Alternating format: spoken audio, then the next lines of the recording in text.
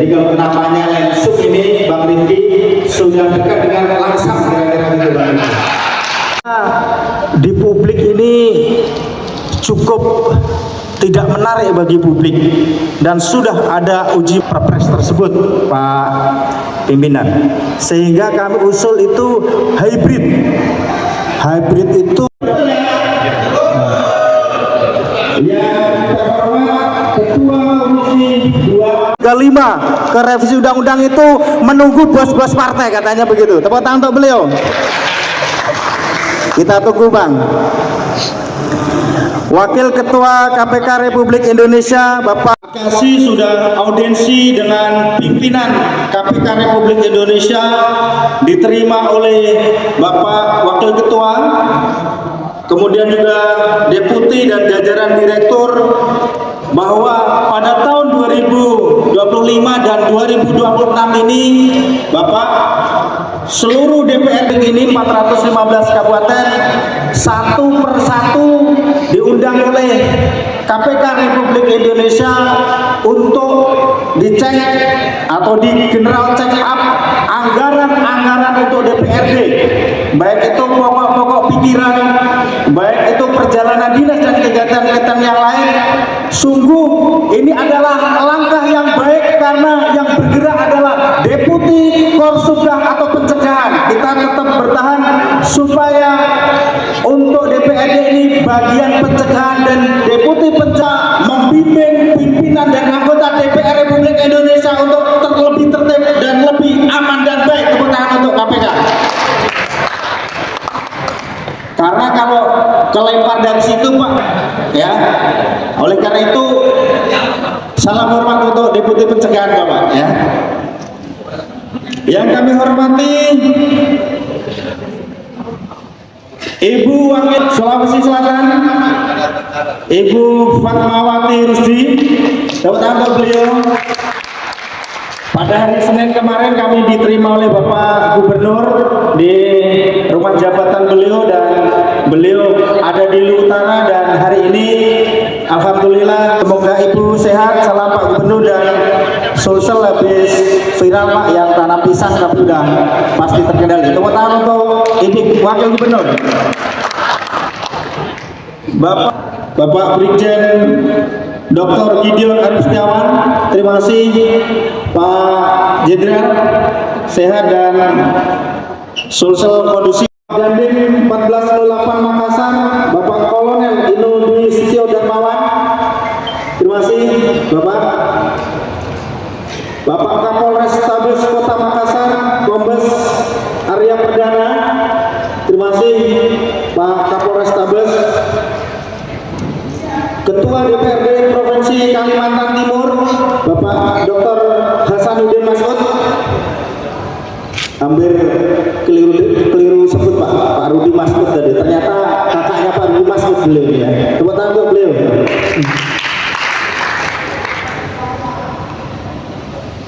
Kemarin Ibu Cicu panggilannya, Sekretaris DPW Nasdem itu Ibu Cicu, ya. Tepuk tangan untuk kita semua, Ketua DPRD se-Sulawesi. Bapak Dirjen Hortikultura Kementerian Pertanian yang ditugasi oleh Pak Menteri Pertanian, terima kasih Bapak. Salam untuk Pak Menteri Pertanian. Daerah yang seluas-luasnya itu adalah konstitusi. Yang kedua, bahwa kemudian ada dinamika penyelenggaraan pemerintahan daerah, maka hari ini perlu ada tata kelola yang lebih baik gaji kepala daerah. Tetapi bahwa proses rekrutmen di internal partai politik juga harus diatur kembali. Kemudian yang kedua adalah tata cara pemilihan harus diatur kembali supaya kos politik tidak terlalu tinggi. Baik itu jadi pengawas kepala daerah yang paling efektif. Tetapi dalam prakteknya kita menjadi subordinat, ya, menjadi patron and client kepala daerah, sehingga kita pejabat daerah tidak bisa mengawasi secara efektif kepala daerah yang dia adalah pejabat negara. Oleh karena itu, karena tidak banyak diawasi oleh DPRD, maka menjadikan kepala daerah ini banyak kewenangan yang lebih besar dan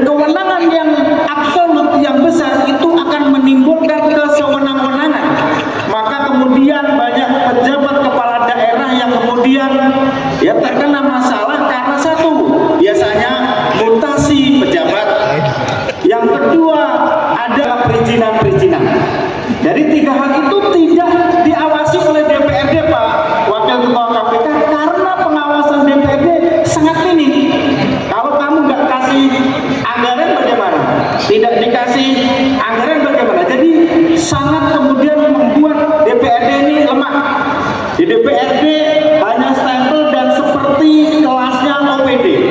Oleh karena itu Pak Dr. Rizky, kami mengusulkan selain pemilu tadi, yang kedua adalah penguatan kelembagaan DPRD supaya kita efektif mengawasi kepala daerah. Jadi mitra yang sejajar, mitra yang baik, bukan dalam rangka kemudian untuk menjatuhkan kepala daerah, kecuali kepala daerahnya ya terkena asusila seperti di Garut, seperti di Katingan, yang kemudian diberhentikan atas restu Mahkamah Agung dan juga Kementerian Dalam Negeri. Saya tidak mau bicara daerah lain, Pak Ramil Rema dari gua ini, ada Pak teman-teman. Kemudian yang kedua, maka perlu adanya perubahan tata kelola tentang perjalanan dinas dan juga reses DPRD. Yang aktos ini sangat memberatkan dan juga membuka peluang-peluang untuk berbuat tidak baik dan tidak jujur. Isi Perpres 72 2025 tentang standar harga satuan harga harus dirubah. Dan hari Selasa besok kita diterima oleh Wakil Menteri Dalam Negeri Republik Indonesia juga membuat dan mengusulkan hybrid ini. Tentunya kami dari Akasi juga sudah membuat dan menyiapkan kajian yang akan kami sampaikan secara akademis, secara ilmiah, dan secara regulasi. Kita bertanggung jawab atas usulan-usulan yang kami sampaikan.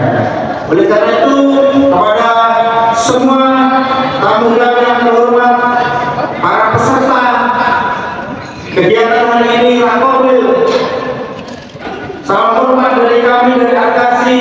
Kami doakan Bapak Ibu semuanya sehat, sukses, dan bahagia dan kaya raya. Amin ya rabbal alamin. Terima kasih, sukses, hebat untuk kita semua. Bila taufik wal hidayah. Assalamualaikum warahmatullahi wabarakatuh.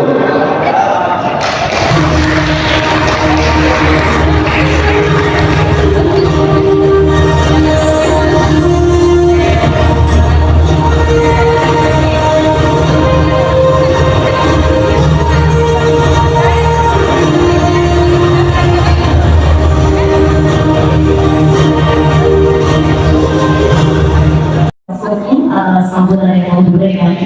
Bapak Ibu, selanjutnya kita akan mendengarkan sambutan yang juga sekaligus akan membuka seluruh kegiatan Pro Akasi Seksual dalam tahun 2020 mendatang oleh Ketua Komisi 2 DPR Republik Indonesia, Bapak Dr. Haji.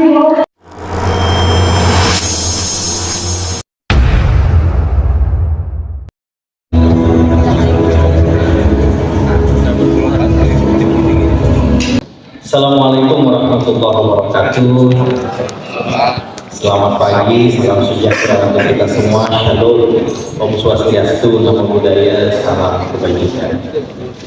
Alhamdulillahirabbil alamin, wassalatu wassalamu ala dunya waddin, sayyidina wa habibina wa syafi'ina wa maulana Muhammadin wa ala alihi wa sahbihi wa barik wa sallim ajma'in. Rabbi shrah li sadri wa yassir li amri wahlul 'uqdatam min lisani yafqahu qawli. Yang sama-sama kita hormati, kita banggakan Kanda Yohanes Tanak SHMH, pimpinan Komisi Pemberantasan Korupsi Republik Indonesia, yang menyebut namanya saja kaki dan badan saya bergetar.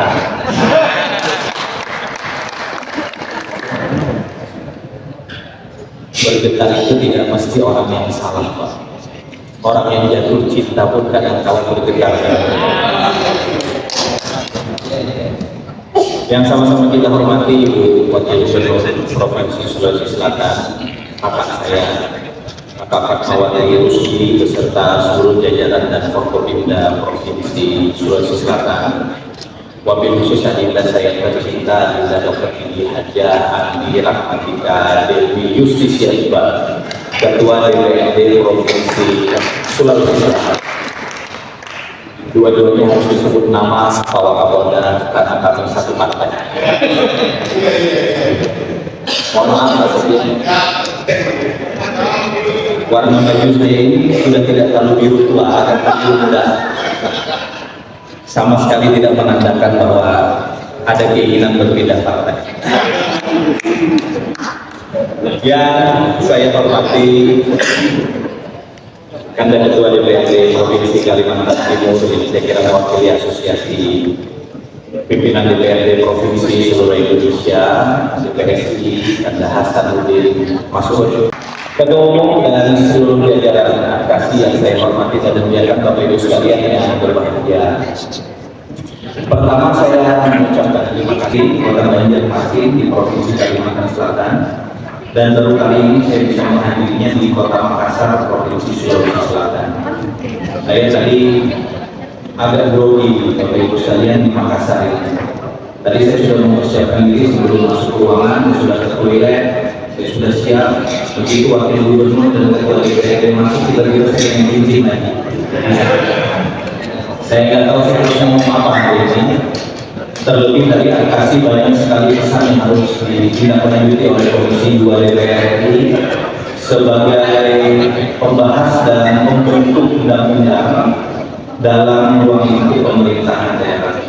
Izinkan saya sebelum bicara soal revisi undang-undang nomor 23 tahun 2014 tentang pemerintah daerah, saya ingin memulai dari helikopter view yang lebih tinggi terkait bagaimana kondisi otonomi daerah kita dan hubungan pusat dan daerah yang sekarang sedang kita laksanakan. Bapak Ibu sekalian, otonomi daerah kita sudah berjalan 25 tahun. Undang-undang pertama yang diterbitkan terkait dengan otonomi daerah adalah Undang-Undang Nomor 22 Tahun 1999 yang berlaku efektif tanggal 1 Januari 2001. Saat ini 2006, maka 25 tahun untuk ini sudah kita laksanakan. Berbagai macam konteks hubungan pusat dan daerah sudah kita lakukan. Kalau kita tadi bicara soal sistem rekrutmen, termasuk di dalamnya sistem rekrutmen kepala daerah, sistem rekrutmen di DPRD juga sudah kita lakukan dengan berbagai model. Rekrutmen kepala daerah di awal otonomi dilakukan dengan memberikan dalam tanda kutip otonomi politik seluas-luasnya kepada DPRD provinsi dan kabupaten kota untuk memilih langsung para gubernur dan wakil gubernur pada saat itu. Kemudian kita koreksi karena kita anggap DPRD bermain sendiri, terjadi manipulasi politik, intervensi politik, politik uang yang sangat besar di DPRD. Kita koreksi dengan memberikan rekrutmen politik berupa pemilihan langsung kepada masyarakat dalam konteks hubungan kewenangan antara pusat dan daerah. Kita pernah memberikan bandul kewenangan ekstrim kepada pemerintah kabupaten kota. Dulu penerbitan kuasa pertambangan, sekarang kita wali kota bupati datang ke gubernur, atau luasannya mencakup lebih dari 2 kabupaten kota, mintanya ke gubernur. Pusat itu kewenangan sisa. Tapi apa yang terjadi, eksploitasi sumber daya alam kita relatif tidak terkontrol. Dalam tanda kutip jual beli kuasa pertambangan terjadi di mana-mana. Soal KP Pak Tanah, datang pengurus DPP partainya dikasih KP, pulang ke Jakarta udah happy, punya area tambang di kabupaten tertentu. Begitu bulan depan ketemu dengan teman-teman dari Polri, ada jenderal juga dikasih KP, ketemu tipu sama si bupati tadi. Ada yang koordinatnya berbeda, Pak. Ternyata begitu dibor, dilakukan boring, dieksplorasi, ternyata kosong. Data yang menunjukkan luasan KP yang dikeluarkan pada saat itu jauh lebih luas daripada luasan kabupatennya. Karena kewenangan yang kita berikan sangat besar, relatif tidak terkontrol, dan nyatanya juga tidak berkorelasi terlalu positif terhadap pembangunan dan kesejahteraan masyarakat. Saya tidak ingin mencontohkan di tempat lain, saya mencontohkan di tempat saya saja. Saya di Dapil, Kalimantan Selatan, Pak. Di tempat saya dari 13 kabupaten kota hanya 4 yang tidak ada tambang batu baranya. Kalaupun diambil di bawah tanahnya ada batu baranya, cuma tidak ditambang. Tapi kesejahteraan masyarakat tidak juga merangkak signifikan. APBD-nya begitu-begitu saja, dan indeks Gini-nya justru semakin tinggi. Itu harus berbeda antara ASN yang ditempatkan di daerah 3T. Pak Tanak ini mantan jaksa. Dulu kalau orang dapat SK jadi Kapolres, jadi Kajari di beberapa daerah, dan di Mataraja. Kalau soal perjuangan tadi yang lamsam hybrid itu urusan sebetulnya nggak perlu ditemakan di sini. Itu cukup dengan ngopi, nanti kita panggil 2-3 orang. Yang kita butuhkan dari forum-forum semacam ini adalah ide-ide yang jauh lebih besar dari problem yang sekarang sedang kita hadapi. Kita sekarang sedang menghadapi misalnya tumpang tindih kewenangan, ketimpangan fiskal, lemahnya kapasitas keuangan dan kapasitas sumber daya manusia birokrasi di daerah. Birokrasi yang semakin kompleks. Apa yang harus kita lakukan untuk membenahi ini? Itu saya kira dalam revisi undang-undang tentang pemerintahan daerah masa depan yang mudah-mudahan bisa masuk dalam prolegnas jangka pendek tahun 2027, kita bisa memposisikan beberapa hal. Yang pertama, kami ingin mewujudkan DPRD masa depan yang memiliki research capacity.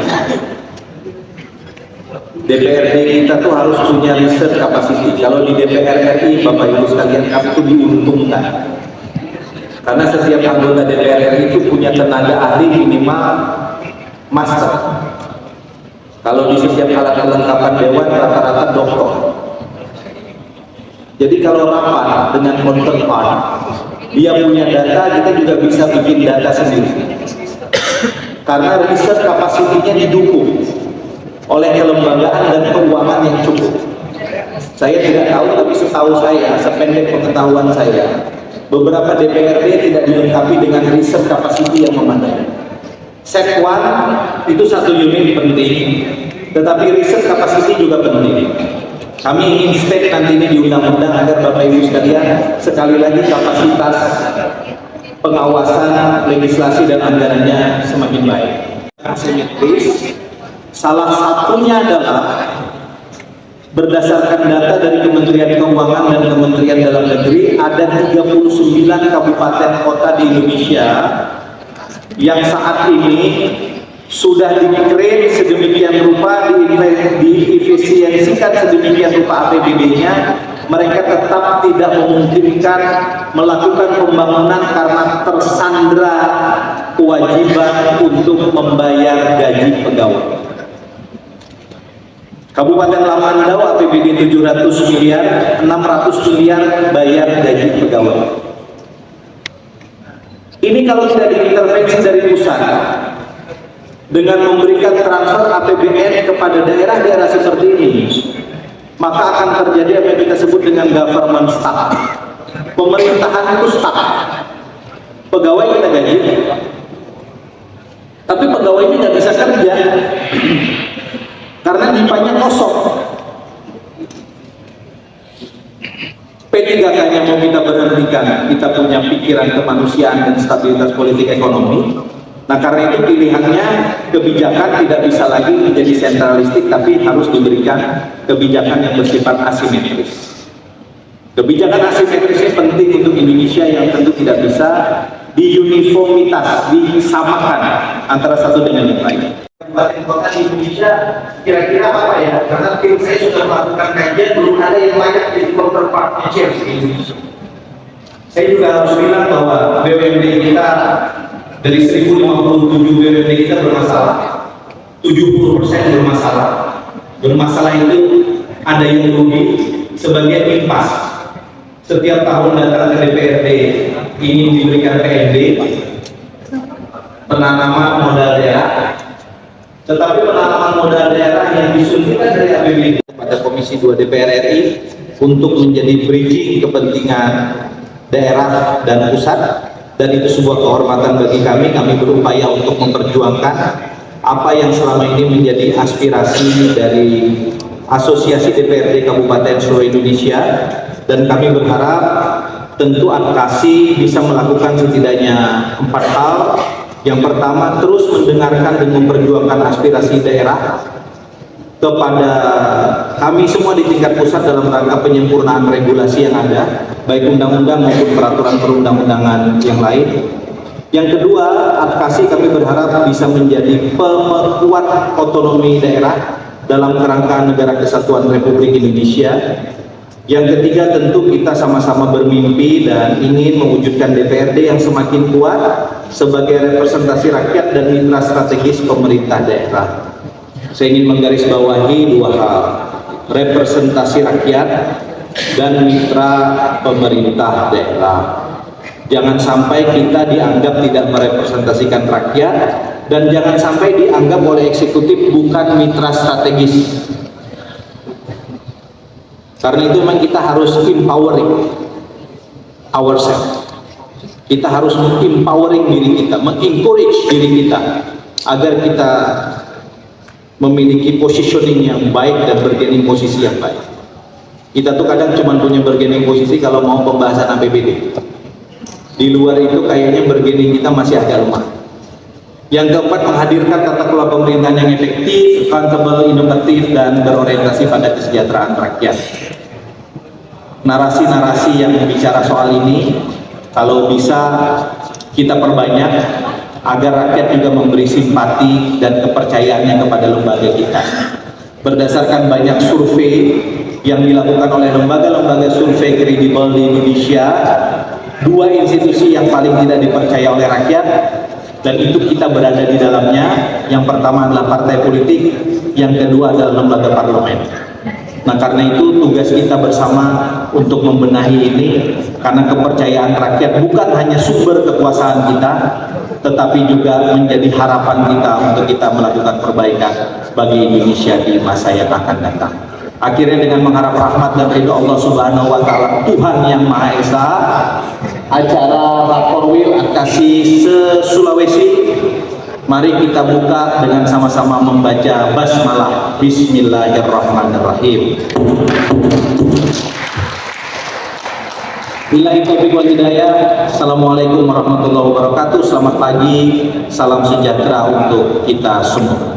Mohon izin Bapak untuk bertahan di tempat, karena selanjutnya kita akan melangsungkan prosesi pemukulan gong sebagai penanda wilayah secara resmi rapat koordinasi wilayah advokasi Pulau Sulawesi Selatan tahun 2024. Kami mengundang dengan hormat untuk hadir bersamai yang pertama Ketua Komisi 2 DPR Republik Indonesia Bapak Dr. Haji Muhammad Rizky Legislasi DPR Republik Indonesia Bapak Insinyur Stefanus BAN Leo MAP, kemudian pimpinan KPK Jenderal Otonomi Daerah Kementerian Dalam Negeri yang diwakili Sekretaris Direktorat Jenderal Otonomi Daerah, Wakil Gubernur Sulawesi Selatan Ibu Fatmawati Rusdi, Direktur Jenderal Hortikultura Kementerian Pertanian Republik Indonesia Dr. Insinyur Muhammad Taufik Ratule MSI, Ketua Umum Asosiasi DPRD Kabupaten seluruh Indonesia Bapak Siswanto SPDMH beserta